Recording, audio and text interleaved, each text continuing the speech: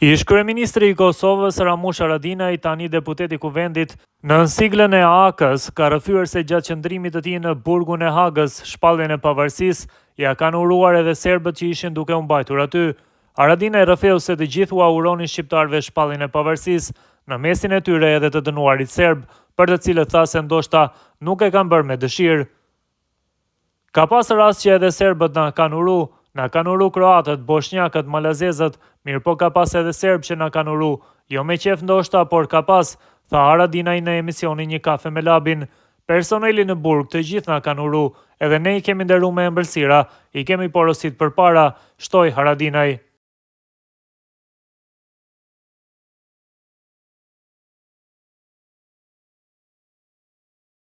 Ramush Haradinaj dha dorëheqjen nga pozita e kreut të Aleancës për Ardhmërinë e Kosovës. Kjo u bë e ditur pas mbledhjes së Këshillit të Përgjithshëm të kësaj partie, derisa Haradinaj bëri të ditur se kanë shpallur zgjedhjet e brendshme në të gjitha nivelet. I kam treguar kolegëve të mi disa arsye, është koha e gjatë në udhëheqje, është një faktor dhe rezultat, jo I mirë I zgjedhjeve, por edhe sikur të ishte ndonjë rezultat tjetër, prap do të merrsha këtë vendim. E në lidhje me dorëheqjen e papritur të Haradinajt, për bota sot foli publicisti Lis Bukuroca. Si fillim, ai nuk beson se dorëheqja ka ardhur si shkak I rezultateve në zgjedhjet e fundit. Sipas tij, kjo është vetëm lëvizje taktike dhe ka një qëllim prapasaj. Nuk mund të besohet se Haradinaj është tërhequr për shkak të dështimit në zgjedhjet e fundit. Një reagim I tillë do të duhej ta ndodhte natën kur u mor vesh rezultati I zgjedhjeve. Haradinaj është tepër ambicioz dhe moskandidimi I tij ka vetëm një synim, një shpjegim dhe vetëm një qëllim.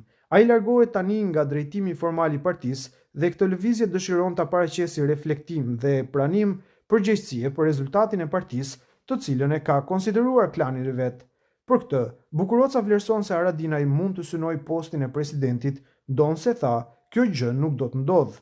Ramush Haradinaj është larguar ose po e braktis formalisht kryesin, por partia është e tij dhe do të mbetet e tillë sepse ai synon të bëhet kryetar I shtetit.